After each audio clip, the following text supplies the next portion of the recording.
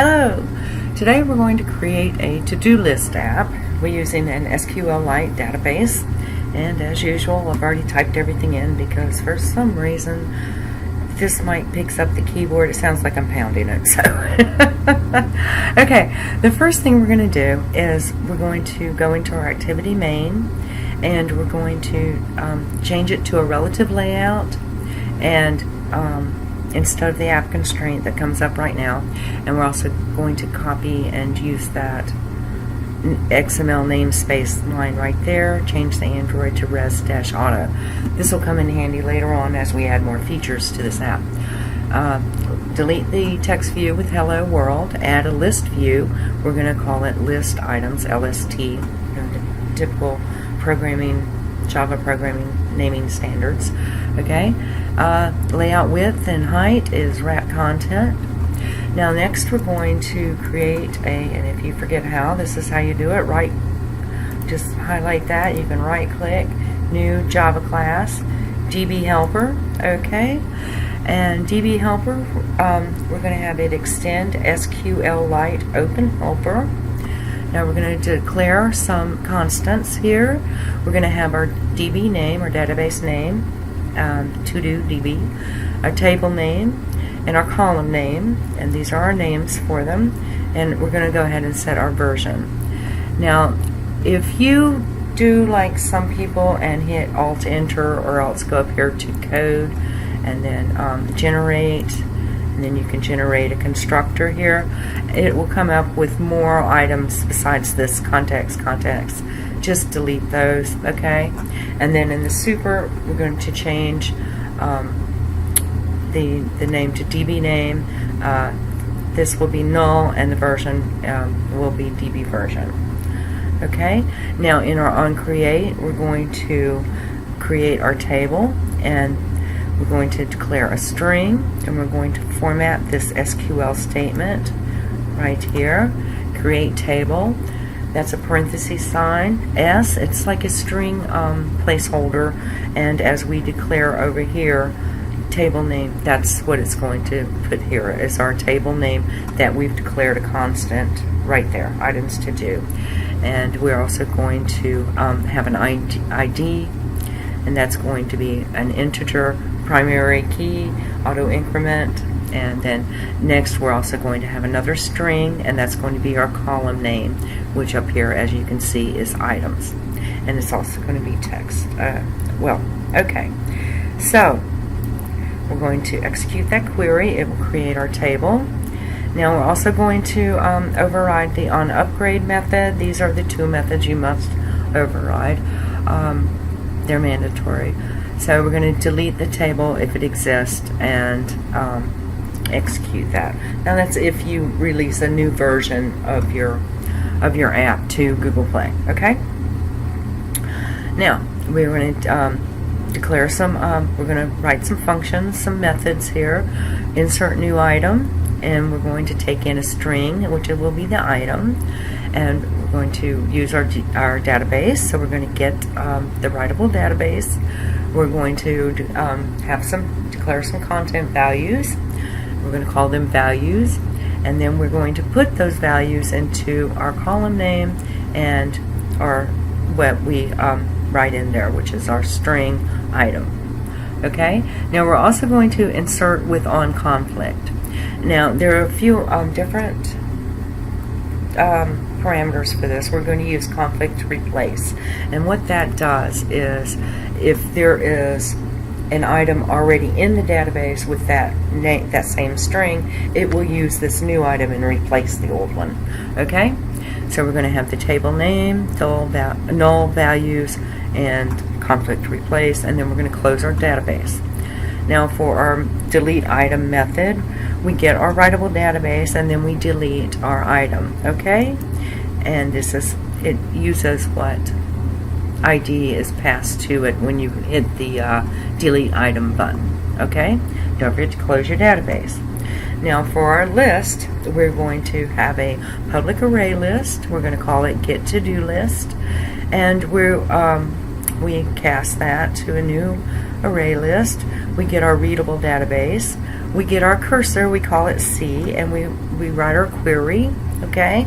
And we're going to go into the table name. We're going to have a new string array by column. The rest of the arguments are null, and it's going to be while C cursor dot move to next, while C dot move to next. That means as long as there's a new item to move to, it will get that item and put it on our list for us, okay? And it's going to get the index, and it's going to add the item by its index. And then we're going to close our cursor, no memory leaks here, close our database, and then we're going to return the list, okay? So now what we have to do is we have to go in and have a row XML layout resource file. Now if you remember, go to layout, right click, new layout resource file, okay? So we're going to have a text view, and we're going to give it an ID. We're going to give it some text, give it some size. We're going to align it to the parent, to the left, and at the beginning to the start, okay, that top left corner. And wrap content, and I assign some margins and some padding just to make it look neater. And we're also going to have a button, or delete button, and it's going to be on each row, okay? So it will delete that particular item, right? Okay, and we're going to align to the parent at the end and at the right, so bottom right. And we have an onClicked, and it goes to the method delete item. Okay, now in our main activity,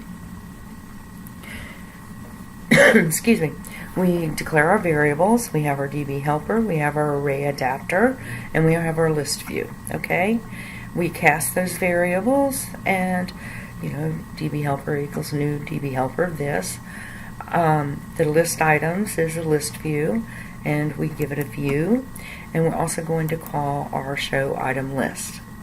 Okay, that's our list right here. Okay, so our method show item list is going to have an array list, a string array list. It's going to be called item list, and it's going to go to the DB helper method get to do list, which is right there. Okay, so now if adapter is exactly equal to null, then we're going to set a new adapter, okay, and we're going to pass it this context.